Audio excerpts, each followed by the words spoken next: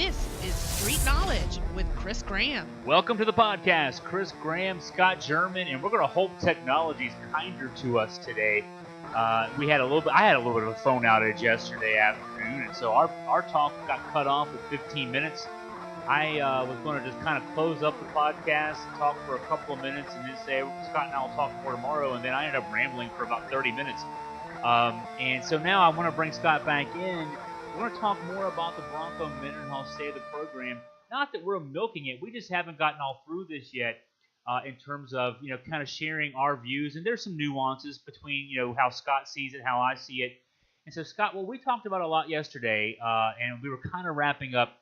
We were talking about the 27 players, ACC caliber, the recruiting. What we didn't get into, I think maybe a good place to start, maybe and let me know if this is a good place to start. The talk about, and this was something that really jumped out at me, Bronco talking about how he's got to schedule a Power 5 team among the 4 non-conference games that you schedule, and he wants the weakest one, and then he wants to play 3 other games that are winnable. Without me saying my thoughts on that, what was your initial impression when you heard that, when you read that, in terms of what jumped out at you about that? That he even made that comment, because right now, of the Power 5 conferences, now and for the foreseeable future, UVA is one of those poor sisters. I mean, but what's the necessity of even making? I mean, maybe that is your strategy, your scheduling strategy, but then all of a sudden, the Indianas of the world show up on your schedule, or then the fans are looking at it like, oh, there's one of those teams that they were talking about, one of those weakest of the Power 5 schools. I mean, I don't understand any of this. And 24 hours after we talked yesterday, I'm still dumbfounded by it. Do I disagree with what he's saying? Probably not. I think there's a lot of truth into what he was telling the Board of Visitors. That, right now I don't have a boatload of ACC caliber players. Right now we're restocking a pretty bare cover. Right now, not only are we restocking a bare cover, but we're creating a new culture. We're creating a new mentality, because it was pretty bad when he arrived, according to Coach Mendenhall. Right now, it's going to take a lot of work, and it's going to take everybody on the team to buy into this and to commit to getting better. And hopefully, we'll start selling the program better. We'll start sealing up the state a little better. We'll start making it interesting, start making it having more recruiting success in the big city, Tidewater and Richmond. To me, it just came across as just absolutely self-serving and very pompous, and I just cannot imagine any coach doing this to 18, 19, 20-year-old kids.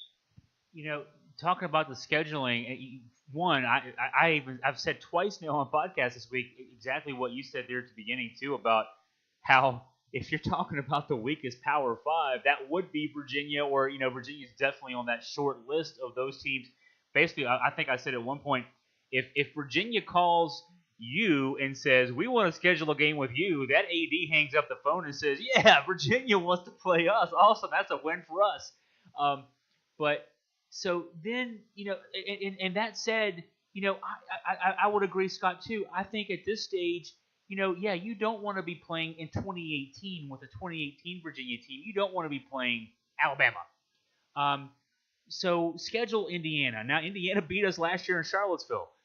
And I said this too, don't even look past Richmond. Richmond's the first game this year at home, and damn, I think if I recall correctly, Scott, they beat the hell out of us 2 years ago in Charlottesville. So, and you got Ohio U, they're in the MAC. I don't look past Ohio U. Liberty in November, I'm not going to look past Liberty. So, but that said, yeah, I can understand scheduling later now. But what I had the issue with, and I'm going to get your thought on this, Scott. Bronco in that audio of that talk to the Board of Visitors, he didn't just say in 2018 I want to schedule light. He raised the issue. He said, that Georgia game in 2 years, the 2020 season, we opened with Georgia on Labor Day night. Big marquee game, national TV because it's the Labor Day night game. And he said, I wouldn't have scheduled that game. And I'm thinking 2020 now, he thinks, according to his timeline he gave to the Board of Visitors, he thinks he'll have 85 ACC caliber players by 2020. Now, 2018, play Indiana, play Richmond, play Ohio U, play Liberty. But 2020, if you've got 85 ACC caliber players, you should want Georgia to be your first game because this is what I said. What I've said about this, from the second the 2019 season ends, if you've got Georgia on your schedule, and that's the first game of 2020, as soon as that 2019 season ends, when you run your sprints at 5 in the morning, you're running 10 minutes longer. When you're lifting weights, you're lifting 10 pounds heavier weights because you got to beat Georgia on Labor Day night in 2020. I want that challenge. I don't want to play. When I've got 85 ACC caliber players, I don't want to go 8-4 and beat a bunch of nobodies. I want to go out there and play Georgia. And if we beat Georgia in the first week, then we're national championship contenders. That's what you do. You're UVA. You should want to do that. I can't get past that he says in 2 years he doesn't want to play these games. I understand this year, but in 2 years, we should want that challenge. What do you think? I agree. And also, I'm wondering if that even was an option game, because that game is a traditional game between the SEC and the ACC.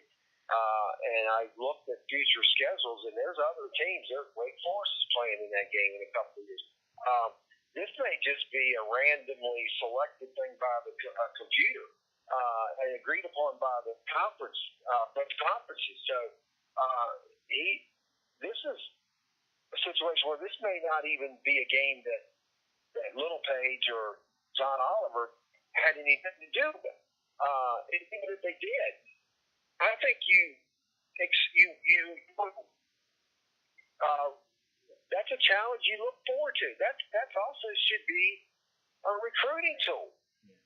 If I were out, and also that's the marketing background, if I'm out recruiting, I'm gonna recruit like hell with that. Setting in high school juniors, maybe later this year. They should have been. Hopefully they're using that now. Hey, on Labor Day night, 2020, we're going to be nationally televised in the Georgia Dome. Yeah. That's a big recruiting tool. And to come out and to say that, I don't really think we should be playing that game. What's that saying to the high school kids now, the sophomores, the rising juniors, that Virginia's really not all that interested in big-time football? And I read a bunch of stuff today, and I don't normally do this, but I have time on my hands. And I read some stuff about whether or not we would ever sell out Scott Stadium again, or maybe because we don't have a very good football team. The culture has changed in the last decade. The technology has changed. It's so much easier to stay home and watch a game on an LED 75-inch TV, or so many venues now to watch games. That's all bull crap. Anybody that's a diehard football fan, if you support your team and you live within driving distance or relative driving distance, you're going to be at the stadium. And technology and aside, we're not selling out Scott Stadium because we suck. Yeah. And we not only suck, we suck because we lose to teams like Richmond.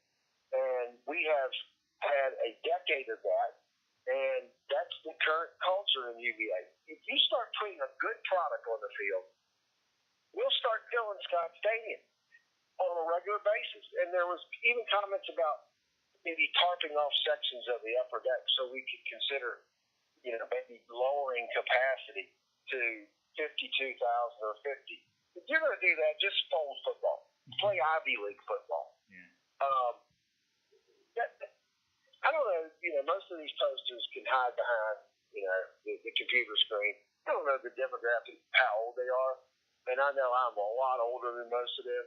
But if that's what the football team, the program administration decides to do, I check out.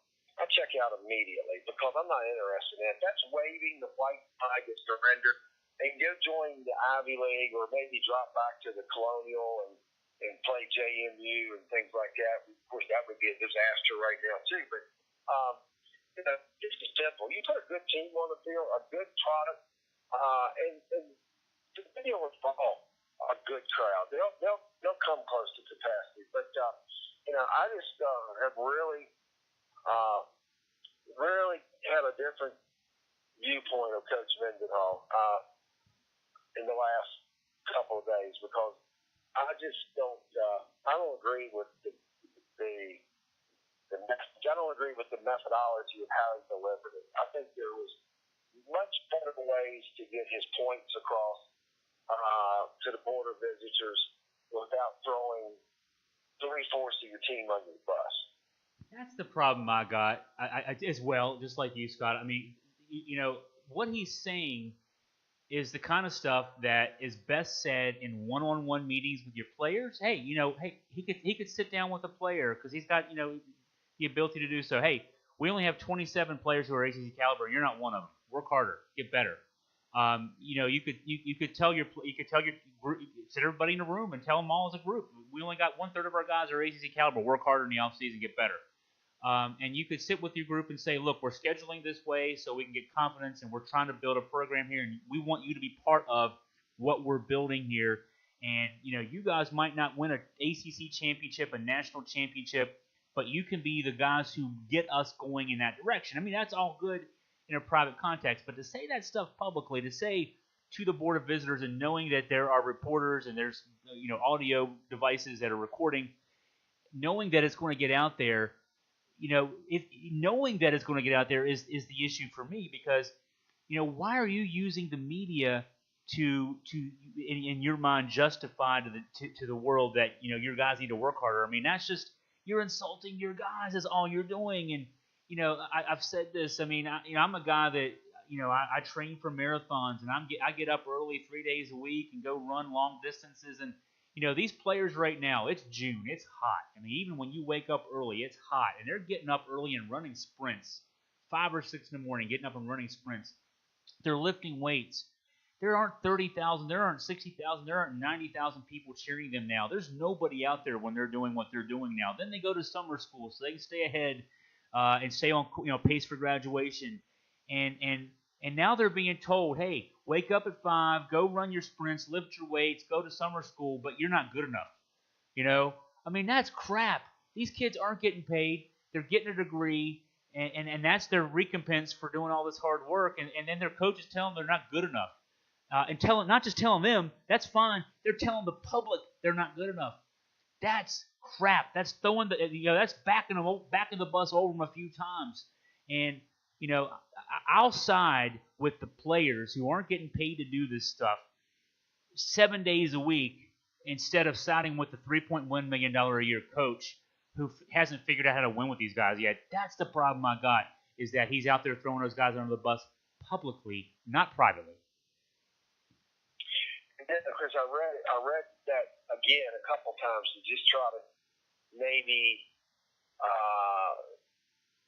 pick it up from a different slant, but I can't. The first time I read it, I was thinking, and I may be wrong on this, and if I am, I still have a pretty strong opinion of why I disagree with why he did it, but could it be that when he said 27 ACC caliber players, could it have been a message that right now I only have 27 ACC ready players now? I got a whole 3/4 of a team that need to work hard. They need to amp up their game. That need to really improve to reach that level. And I didn't read that. I didn't read it and I didn't hear it either because, listening to the audio, and that's what the people who say, listen to the audio, they'll tell you, if you listen to it, you'll hear a different message. I listened to the audio, and what he says is, so what he's saying, I've got 27 right now, and if you want to read into that, they got to work harder. Okay, that's fine. But he says in August when the freshman class walks onto grounds, he'll have 45. So what he's telling you is he had 20 kids signed back in February on signing day. Well, in between December and February on signing days. So what he's saying is at least 18 of those 20 kids are going to be ACC caliber when they walk on grounds. He's not saying they got to work hard all summer and run sprints and lift weights and get their measurements up, even though he did try to say that at one point. Because then he later in the audio talking to the Board of Visitors says this fall we'll have 45. Now, so he's saying his recruits are automatically ACC caliber, and that's the part that I really find. So that's the self-serve part. I'm recruited, and it's also a telltale sign that I know who. If you're in that room of players, and he made that comment, I have 27 players. You don't even have to look around and say, well, wonder if it's you, wonder if it's me.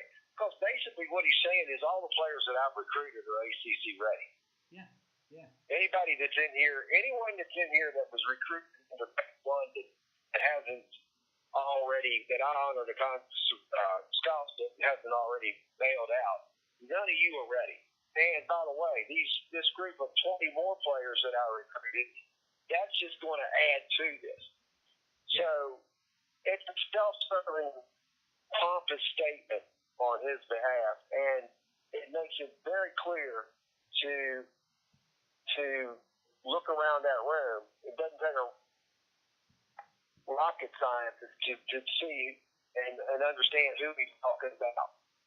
Yeah, yeah. And now I'll add in something else that kind of got thrown in. The David Teal interview he did. Now, so what David Teal, I'll give David credit. He's the Hall of Fame sports writer. He wins the Sports Writer of the Year award in Virginia every year for a reason. He's good at what he does. He after reading the columns, the stories by Sam Bloom, and then listening to the audio, he called up and got time with Carla Williams and with Bronco Mendenhall. And I'm sure they agree. They know there was damage control needed to be done, and it still needs to be done. Obviously, we're talking about this on Thursday now, so we're still talking about this almost a week later. The damage is done. But one thing that Teal picked up on, you could tell that Carla Williams, Bronco Mendenhall really wanted to emphasize was that Bronco's thrust was, I want to develop players who have a future in mind. A big part of what he talked to the Board of Visitors about was, I sit down with players and ask them what their goals are. They all want to play in the NFL, and then I say, and then what? And he talked about how he wants to develop leaders, people who, NFL careers last. If players make the NFL, they last 2 years. They last 3 years. Sometimes you get lucky and see guys play for a long time, but for the most part, NFL careers are very abbreviated.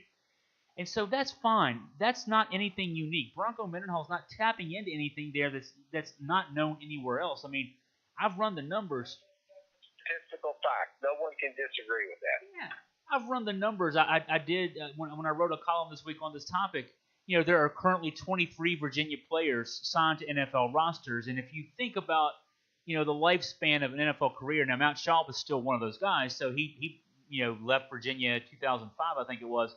But if you even just say 10 years is the course for the most part, each recruiting class for every school in Division 1A, all 129, is between 20 and 25 kids. Even if we extrapolate and go the high number, 25, that's 250 kids in the last 10 years, and 23 of them are still playing the NFL right now, less than 10%.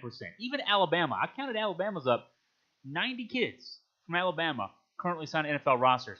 That's Alabama. They're the number one team every year in the recruiting rankings. Rivals has them 1 or 2, and very rarely 2, in the recruiting rankings, and 90 of their 250 kids are in the NFL from the last 10 years. So, I mean, it tells you that even Alabama kids, not all of them, in fact, only about a third of them make the NFL. So that's a statistical fact. There's nothing, Bronco's not giving any breaking news here. There's no spoilers or anything else. That's what happens. Guys go to college who play, even at Alabama, not a lot of them make the NFL. So that said, for Bronco to say that he wants to develop young men, well, every coach out there should be wanting to develop young men. And my counter to that is this: even at UVA, where 23 of the roughly 250 kids in the last 10 years are playing in the NFL right now, every single one of them, when they signed their grant and aid and faxed that report in on signing day to say they wanted to go to UVA and they were committing and all that kind of stuff, they thought they were NFL players. And until they leave grounds, they think they're NFL players. And so if you're out there saying, you're not going to play in the NFL, how does that help your recruiting? You're the football coach. You're not the business teacher. You're not the chair of the McIntyre School of Commerce or the law school. You're the football coach. I have a niece who's in college right now studying nursing. I can only imagine if her nursing professors came up to her and said, you know what, Kayla, you might not make it in nursing, so maybe what you need to do is make sure that you can get a job at a fast food place just in case nursing doesn't work out. No, you're getting ready for nursing. If you're a football coach, you get them ready for football. Sidebar, oh yeah, let's work on life stuff too. But the life stuff isn't primary. You're a football coach. We hire you to win football games. That's what you're there for. So I agree. And you're there to keep fostering that. I mean, I don't think that he should paint them some rosy-colored picture that you keep working hard, you keep working hard. I mean, these kids are smart. They were admitted to UVA. They know the odds. But to kind of give them that skepticism right off the bat, I don't agree with that either, because you can say the same thing with Coach O'Connor. Every one of those freshmen that come in to the baseball program, they have visions of playing in the major leagues. You can't tell me that. I had scouts that have told me that. Every single one of them that play at an ACC level school think that they're going to be in the major leagues. When in actuality, maybe one in 500 might make the major leagues. Yeah. That's what a long-time scout told me. But do you think, I've never heard Coach O'Connor saying, what are you going to do after college? Because, not a good chance you're going to play in the major leagues. A little different in baseball because you can play professionally. You just toil in the minor leagues for no money. But I just, this whole thing has just kind of really tainted me a little bit. And I'm just wondering if this was not some really strategy by Mendenhall to either, accept the fact that, hey, I'm not getting the job done, or maybe even try to buy himself an extension. And it's going to take a lot longer than 5 years. Anybody out there clamoring for me to be fired next year, hey, that's not, that's not the way this thing ought to be. You ought to want me to lock me in for the next 7 or 8 years. And has he gotten in over his head and he knows it? He's just basically going to the poker table, playing it all in one hand. That this isn't BYU. He doesn't get the luxury of recruiting a player, playing him a year, and having the kid go off, and a kid go off and come back a man, a grown man, and playing a team that's got half their roster full of 25 and 26-year-olds playing 18 and 19-year-olds. He doesn't have the advantage of being an independent where, you can win a couple big games every year because you strategically schedule them and put them in a sequence in your schedule that you got a good chance. You're setting your table the way you want it, and you don't have a captive audience to recruit either. Whereas, this is what this has done. It's taken me from being very hopeful, despite the collapse of last season, despite that horrendous performance in the Military Bowl. I still had hopes. It's just lowered mine significantly. Well, and what I'm about to say might lower them even more. And this, I'm not being critical when I mention this, but from listening to the audio, and I keep saying that because I hate it when I see on Twitter and I see on the message boards, well, the people who were criticizing Coach Mendenhall didn't listen to the audio. So here's where, all right, here, folks, here's where you can tell that the audio was not just listened to, but was annotated. There's a part where Coach Mendenhall talks very personally about, I think it was his third season at BYU. His first season there, they went 6-6. Second season, they went 11-2, and the third season they went 11-2. And he talked about at the end of that third season, his second Mountain West championship, back when they were still in a conference.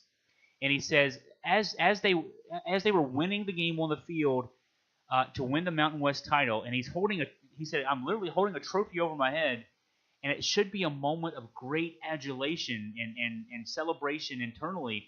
And he said, as he's holding the trophy over his head, he had an epiphany, like, is this all there is? And I can understand that, like, if I'm sure there are plenty of high school and college and pro coaches who that is all there is. I'm supposed to win a championship. I just won a championship. I won 11 games for the second straight time. Awesome. But he said he really had a struggle with that, and he went to a camp, kind of a counselor camp kind of setting in the off season that year. He talked about there being other coaches there who were also successful, but also having similar epiphanies, like, we're working all this time, and is it all worth it? And he said after that's when he started recalibrating his approach. That's why he famously takes Sundays off, and his staff takes Sundays off. And I wouldn't quibble with that at all. Myself in my own business, my wife and I have been running a business for 16 years. For a number of those years, we work 7 days a week, long hours every one of those days, and we've started, the last few years, been able to dial back a bit and have a better quality of life, and I think it's really shown in the quality of work we do, but it's hard to tell yourself you can do that. And so Coach Mendenhall was talking to the Board of Visitors about how, hey, I recalibrated. Now, I'll say this. Got to say it. I mean, I can't fault the man for wanting to have a better life. He's got 3 kids. He's got a beautiful family. He's got a life outside of football. But from the time he talks about that, his teams won.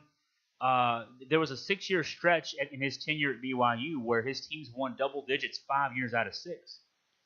His last 3 years there, 9-4, 8-5, 8-5. So they still won. And we would not have a problem here in Virginia if all he did was win 8 or 9 games every year. But, I will just say that from his recalibration, his success went down. His recruiting success went down. And,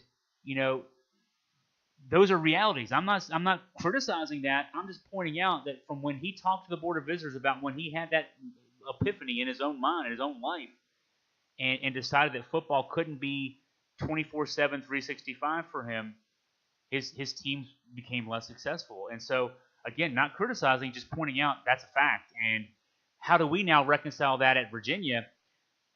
And hearing what we're hearing from him out of this 28-minute talk to the Board of Visitors, are we hearing from a coach who wants to win football games, or are we hearing from a coach who wants to be a great teacher of men and get paid $3 million to be that great teacher of men? Good question. And I'm going to jump back to your comment about him not working and not allowing his staff to work on Sundays. And this may open up such a can of worms that I'm not on your program anymore. But I'm going to say it. And and believe me, I understand religion. I understand anyone's religion. I get it. I'm religious. I get it. But you're entering an industry that is ultra high competitive. I think we all can agree on that. You're entering that industry at its highest competitive level, where probably 99.99% of your people you're competing with, i.e. other head coaches, other assistant coaches, they're working 7 days a week. At least during the season. At least during the season. They're working 7 days a week. Probably 20 hours a day.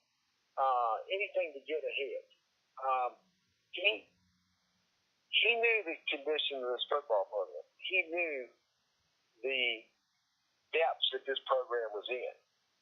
You can't tell me that he thinks or believes he can get by and the entire staff can get by with taking a Sunday off. I don't buy that. Not at this stage of not where the program currently is. And the other flip side of it. Now, again, I know he's of the Mormon faith. Don't know a lot about that religion, but I know my personal beliefs.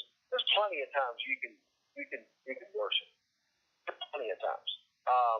You can have private worship. You can do it on a Sunday afternoon or a Sunday evening. I just think that, again, this is opening up a whole can of worms, but I don't buy that. He's being paid $3.1 million plus all kinds of other incentives that probably most of us don't even know about.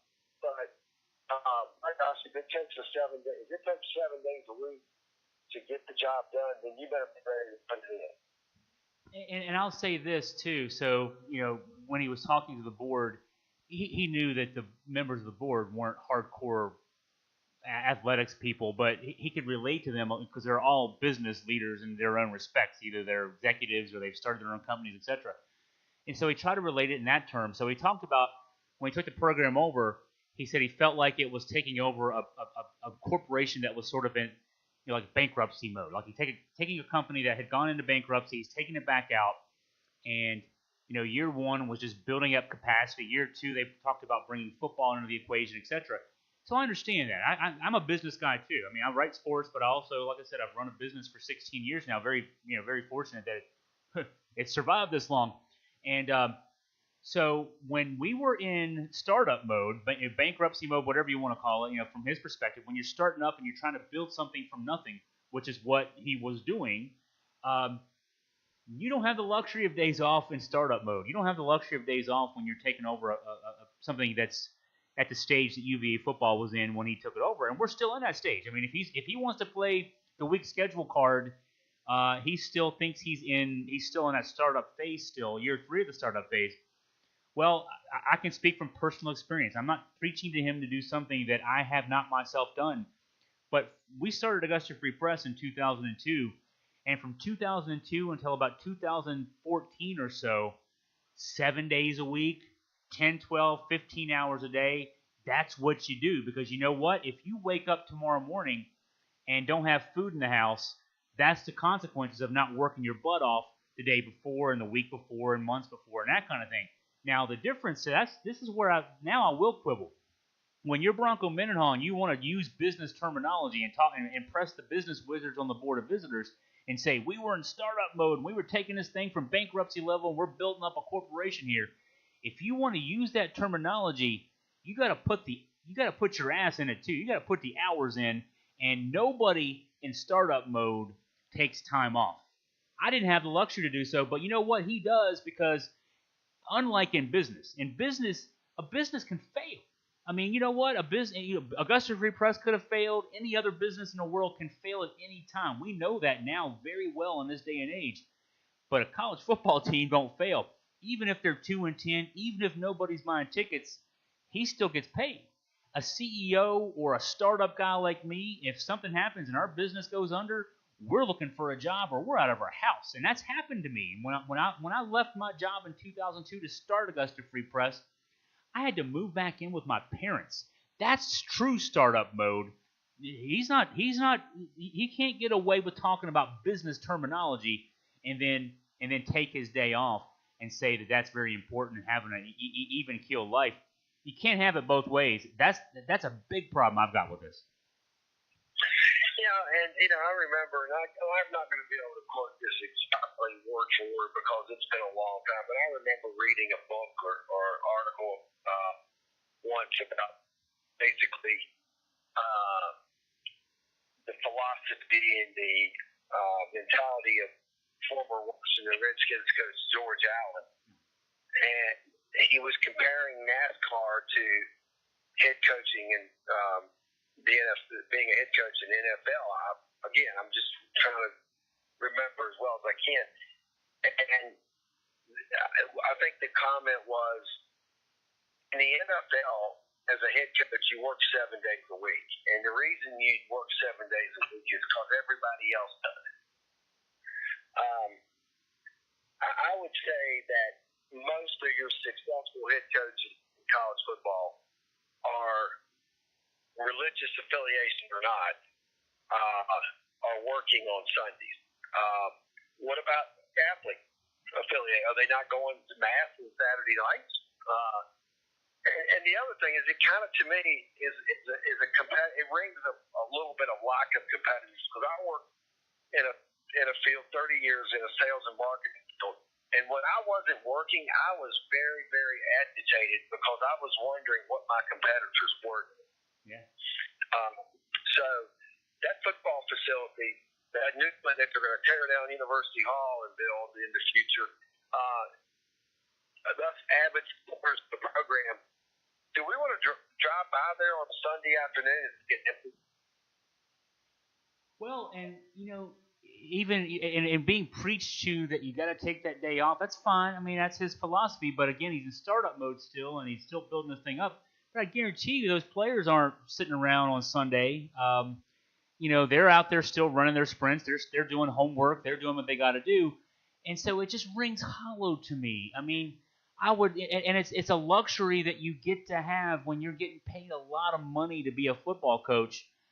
That take the money, be happy with your $3.1 million, but don't preach to us about how you have to do it this way, especially when you're still in start. You want to claim that you're still building things up, and then you're bragging about how you get to take a day off every week.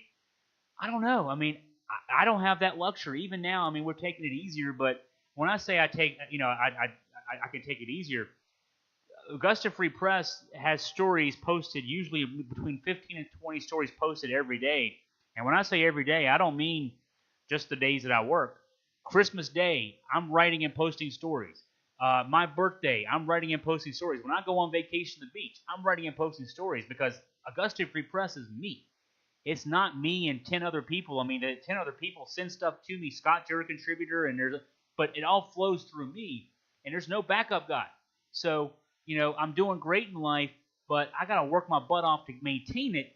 And if you're a football coach and that money comes in every 2 weeks, no matter what, then you can preach to people about how you can take it easier. The players aren't, the writers aren't, the fans aren't. The fans are out there working to have their Saturdays off in the fall to be able to go watch the team. The people who are going to be donating the money to build the new athletic performance center, they're not taking days off. I guarantee you.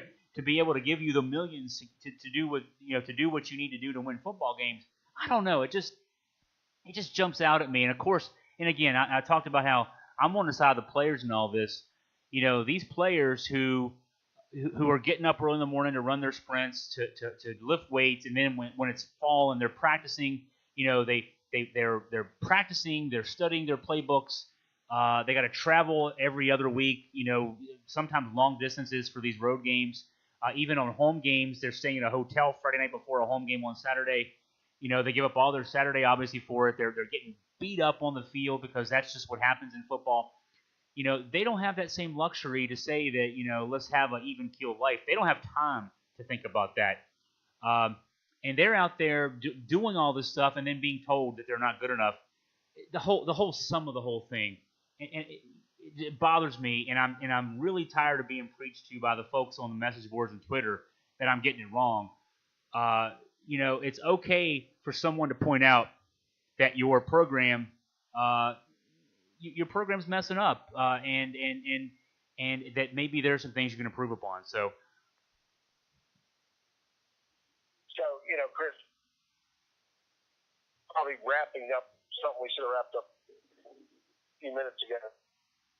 In my mind, I want to turn the tables on you and turn to, I want to be the host here for a minute. So, what has transpired in the last week with this Mendenhall State of the Union address, State of the Team address to the Board of Visitors? fan reaction to that, fan reaction to media reports of it, which I think is basically don't shoot the messenger or shoot the messenger mentality. But having a week to digest all this, and I'll give you my answer after you, or I can do it first. After reading all this, putting your crystal ball on top of your desk, shaking up your whatever, your 8-ball, tell me where Virginia football is in 5 years and who the head football coach is. Or will the head football coach be Bronco Mendenhall? I want to believe it will be. I was so excited when he got hired. I couldn't believe UVA could steal a guy with Bronco Mendenhall's credentials away from a place like BYU, which was basically his home school. I know he didn't go to school there, but his dad did, his brother did. He's a Mormon. Never been on the East Coast. I couldn't believe it was a coup that Virginia got Bronco Mendenhall. You know, I just wonder if in the last week, and I agree, Scott. I mean, you remember we drove back from the Military Bowl, and what was I doing? 49-7 loss, ugliest football game I think I've ever seen. And there were some ugly ones back in the Georgia era. You know, that one bowl game, the Insight.com Bowl, 63-14 final. You were there. I mean, to me, this was uglier because, you know, this team had scored a touchdown on the opening kickoff return and did literally nothing else the entire game. So, but driving back from that game, I'm the one saying, man, you know, okay, he's still further ahead after year 2 than even Tony was. Tony Bennett was at the end of his year 2. And I gave a lot, and I even wrote a column afterwards, you know, giving fans, here's the positive. You know, yeah, okay, we lost the game, but here's what we can build on. And up until Friday, I'm still thinking, you know what? I think this team can win 6 or 7 games this year. They'll surprise people, and then 2020, we're going to really be good in a couple years. I listened to the coach say that, you know, maybe his heart isn't in the job 100% and hasn't been for years. He would rather, you know, teach young men to be better people than be their football coach. He doesn't think he has a lot of players who are ACC caliber. He wants to play the weakest schedule, which implies to me that he wants to, you know, set the bar low and barely get over it. I think he coaches 5 years. I mean, I think to me, I didn't take out of it quite the same thing, Scott, that you did, which is that maybe he's setting up himself for an extension. You know, because you better give me more money now because this is going to take longer than I thought. What I heard wasn't that. I heard what I think I heard ultimately was, you know, at the end of 5 years, it's going to be somebody else's job, and I'm kind of getting you ready for that. BOV. You're on call here. I think, honestly, it wouldn't surprise me if he ends at the end of 5 years, he goes on a mission, goes overseas, and ends up, you know, spending 2 years trying to proselytize. And I'm not demeaning that at all. I really think, you know, if he were of a different religion, maybe he might leave and go to a monastery. I mean, I really don't know if his heart's in football anymore. And that's fine personally, you know, fine where you need to be happy, but you're also the football coach of an ACC school, and maybe you owe it to us to tell us straight up, do you really want to be here? I don't know if he wants to be here anymore, Scott. That's what frightens me as a football fan, is that I'm not sure if he wants to be here anymore. And I agree. I think he got this is a little more than he realized, a little deeper hole than he realized. It's not an indictment on his character, his work character, his work beliefs, him not wanting to work on Sunday. Believe me, I'm not indicting that he's not got tremendous work beliefs, probably 100 times more than I ever had during my career. I think culture on the East Coast, the hole was much deeper than he thought. And I really believe, given the fact that we look back at the Mike London tenure in Virginia and the John Oliver, the Craig Littlepage, they got that hire wrong. They just got it wrong, and they had something to do with this. There's a new AD. There's a new center in town. We know for a fact how unhappy he was at the military bowl performance. I say in 5 years, I say in 3 years he's gone, and we're starting all over again, and we're going to go in a different direction. Just because one of the reasons didn't have anything to do with the car. Yeah. And if she's in damage control right now, in my language, she's probably pretty pissed. Yeah. I don't know the dynamic. Was he invited to the Board of Visitors? Did he just knock on the door and show up and start talking? Was it a scheduled time frame with them? Did she have any prior knowledge as to what he was going to, the message he was going to deliver? I don't know any of that. But if she's in damage control with a coach she didn't hire, she's made it clear on a number of different things. Read between the lines. She made it clear that she wasn't pleased with that military bowl effort. She made it clear that she demanded that in future we have a spring game. Yeah. And that spring games are not going to be something that 2,000 people attend. I think in 3 years he's gone, maybe in 2. And it wouldn't surprise me. I don't know. I mean, I can sense an Urban Meyer type thing happening here. When Urban Meyer left Florida, of course, at the height of the game, when he won the second national championship, and he couldn't take it anymore because of the pressure. Maybe, I'm kind of being armchair psychologist here, but, when Bronco told the board last week that, holding that Mountain West trophy over his head, he had the epiphany, is there more to life than this? And maybe, because what I said a few minutes ago, the coup that we had when we were able to hire him from BYU, for a guy to pack his roots up, I would equate it to this, like, if I were the coach of UVA, and I grew up idolizing UVA sports in the shadow of it, and then, say I'd been a player and then I got to be the head coach of the program, what would get me to leave UVA and go all the way across country to take another job? And, when you hear him say that, maybe, that he didn't know if there's more to life than this, and he's going through these issues and that kind of thing. So maybe when UVA reached out to him, when John Oliver and Craig Lopez reached out to him back in, 2015 and found a receptive ear, surprisingly, probably to their own respects, maybe what it is, hey, I'm not fulfilled here at BYU. I've won here a lot, but I want another challenge. And so he packs up and takes all the staff with him. And, maybe it's not even a matter of the hole was deeper. Maybe it's just he's still searching for that level of happiness in his own life. And he thought maybe packing up roots and starting over afresh and let's go somewhere else and see if we can win football games. He might still feel the same way even if he was winning football games. Maybe he'd still feel unfulfilled. Maybe it's just a matter of in his own life, he just, I'm reading way into something here.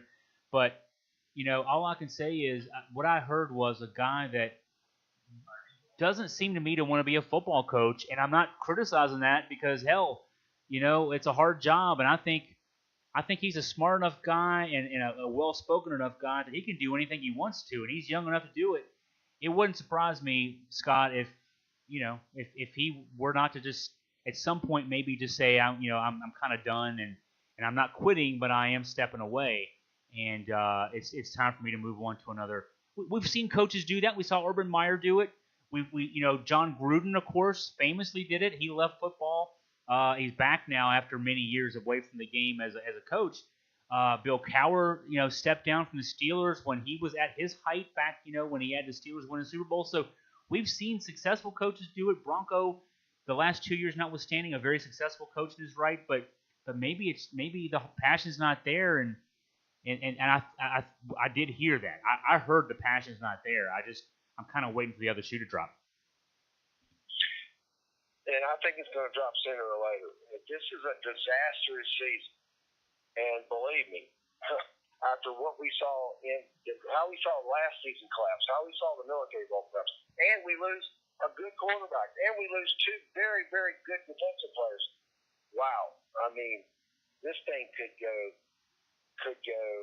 really bad on us before we know it. And I think if you're looking at a 1-11, 2-10 season, those last 2 years, $3.5 million a year, 3 point something, whatever, that's less than $8 million. There's alumni out there that would eat bow that out in a heartbeat, and then he can go on his way. But hopefully that won't happen. Hopefully we'll have a better season this year. Those 27 players that he brought in, the 27 ready players, combined with maybe some players that we aren't expecting that much out of. Relatively easy schedule. I say relatively. Nothing's easy for UVA right now. We got beat by Richmond last year. We got our butts kicked by Richmond. So there should be no easy game. We may be the underdog in 10 of those 12 games. He's got his work cut out for him. I hope for the best. We are global supporters as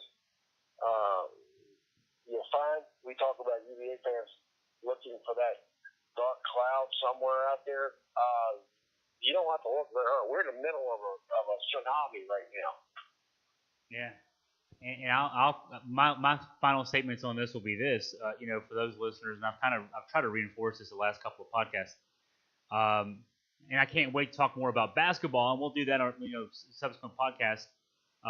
But there's no glee on my part, and I can speak for Scott too. We are very opinionated and very strong. Obviously, I mean, you've heard we're 50 minutes into this podcast.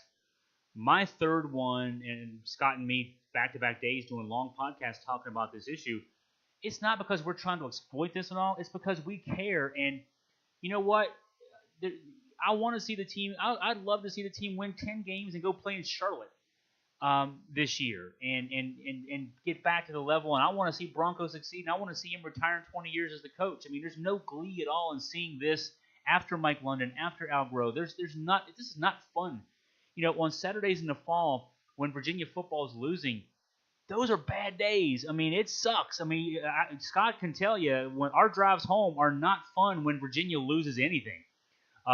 We should tell tales, and one day we will, about that 6-hour drive coming back from Charlotte from the basketball game after the UMBC loss. We are still very glad that there was not anybody like from the NSA wiretapping the car on the drive back home, because we'd probably be in jail now for all the things we had to say on that drive back. Losing is not fun. As much as we'll tell you what we think, and if it's good, it's good. If it's bad, it's bad. We hate talking about bad things about UVA sports, but we're also willing to tell you the truth. And I think in this hour, close to an hour, we've told you the truth. And it's no fun telling you the truth sometimes, but we wouldn't be honest if we didn't, I guess. And that's where I'll stop. And Scott, I'll give you a chance for a last word.